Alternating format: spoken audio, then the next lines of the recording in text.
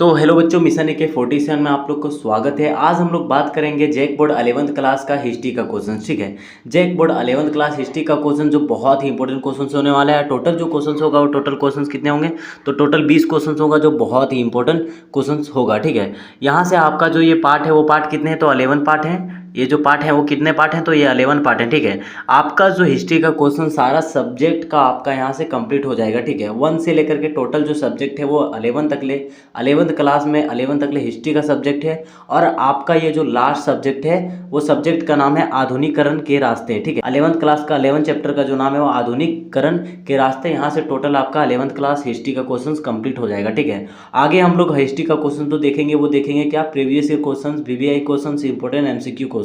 ठीक है, वो देखेंगे हिस्ट्री का। लेकिन यहाँ से जो सब्जेक्ट का क्वेश्चन है आपका यहाँ से कंप्लीट हो जाएगा। अगर 1 से लेकर के आपको 11th चैप्टर तक ले पूरा क्वेश्चंस चाहिए तो आपको प्लेलिस्ट में वीडियो मिल जाएगा। ठीक है, प्लेलिस्ट में आपको वीडियो मिल जाएगा, वहाँ से हमारे चैनल को खोलें और प्लेलिस्ट में सारे आप देख सकते हैं और वहाँ से पढ़ सकते हैं, ताकि एक भी क्वेश्चंस आपका छूटे ना। तो चलिए क्वेश्चंस को देखते हैं। उससे पहले हमारे चैनल में आप नए हैं तो चैनल को सब्सक्राइब कर लीजिएगा। वीडियो अच्छा लगे तो लाइक एंड शेयर करना ना भूलिएगा। तो चलिए क्वेश्चंस को देखते हैं।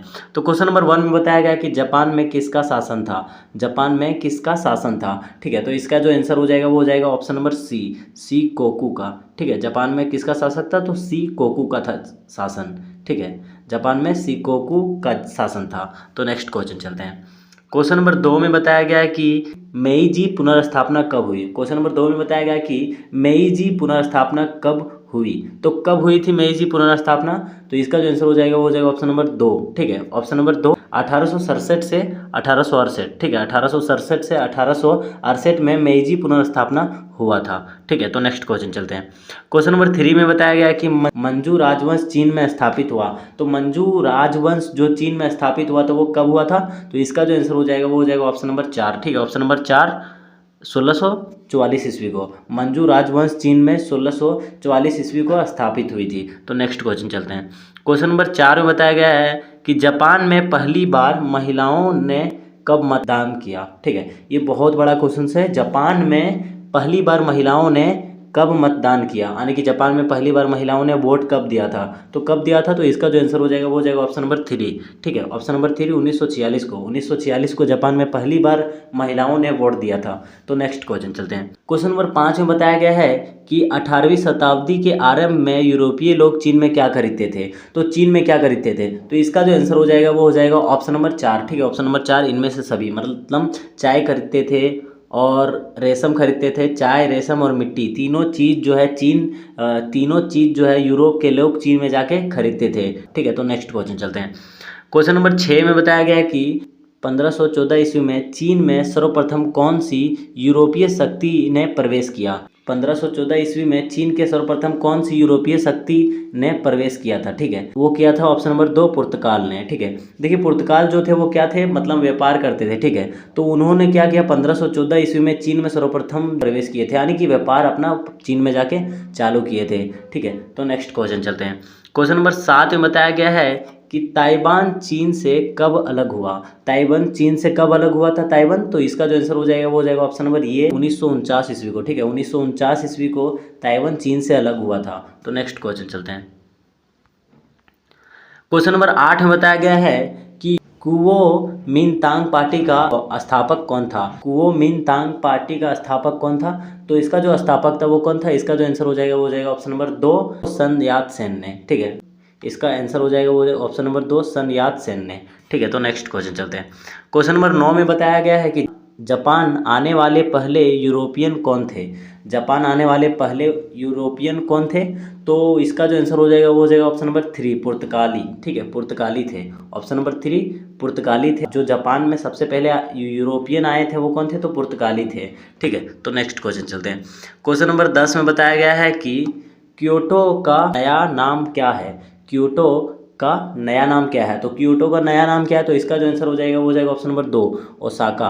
ठीक है, ऑप्शन नंबर 2 ओसाका। क्योटो का जो नया नाम है वो क्या है, तो ओसाका नाम है। तो नेक्स्ट क्वेश्चन चलते हैं।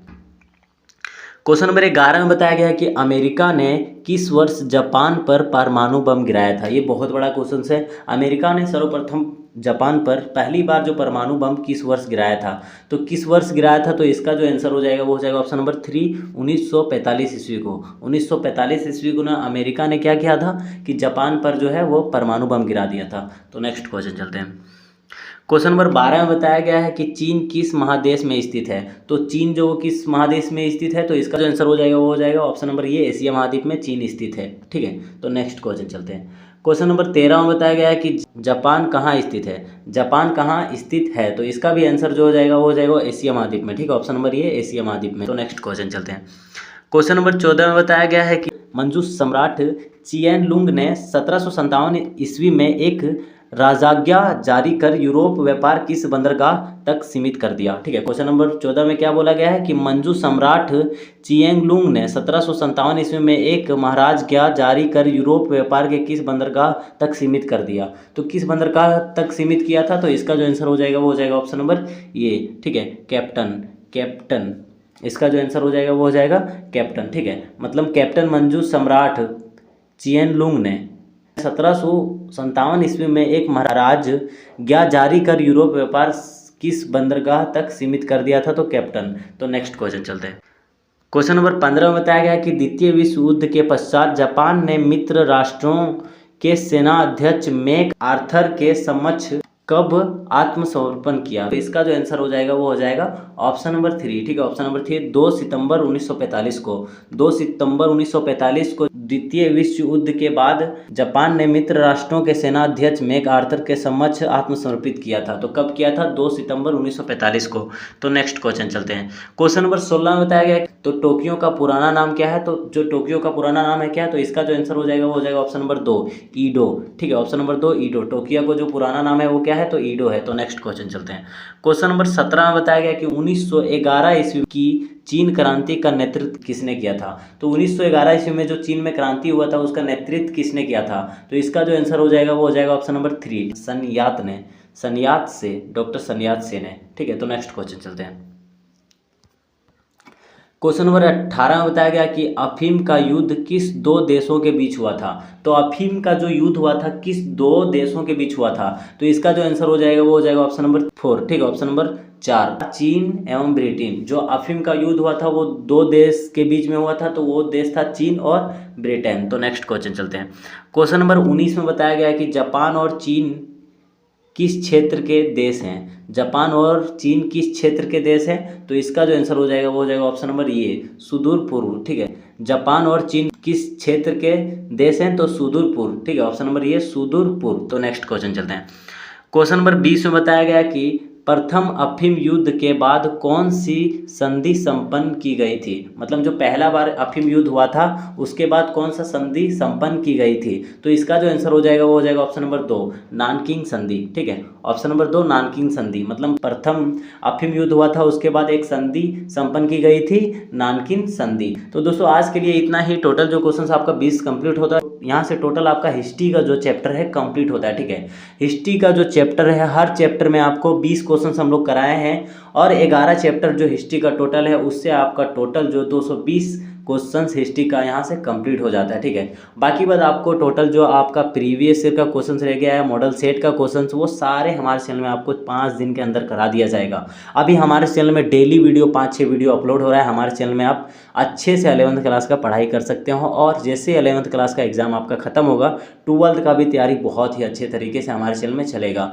तो इसीलिए हमारे चैनल को आप सब्सक्राइब कर लीजिए ताकि कोई वीडियो मैं डालूँ तो आपके पास नोटिफिकेशन पहुँच जाए। स्क्रीन में आपको नंबर दिख रहा होगा, उस नंबर पर आप हमें हाई करके SMS कर सकते हैं। वहाँ से आपको नोट्स PDF सारे भेज दिए जाएंगे। जब 12th का भी तैयारी होगा तो उसमें भी आपका PDF वगैरह सारे WhatsApp के थ्रू मिल जाएंगे। तो आज के लिए इतना ही, फिर मिलते हैं किसी नेक्स्ट वीडियो में। तब तक के लिए धन्यवाद।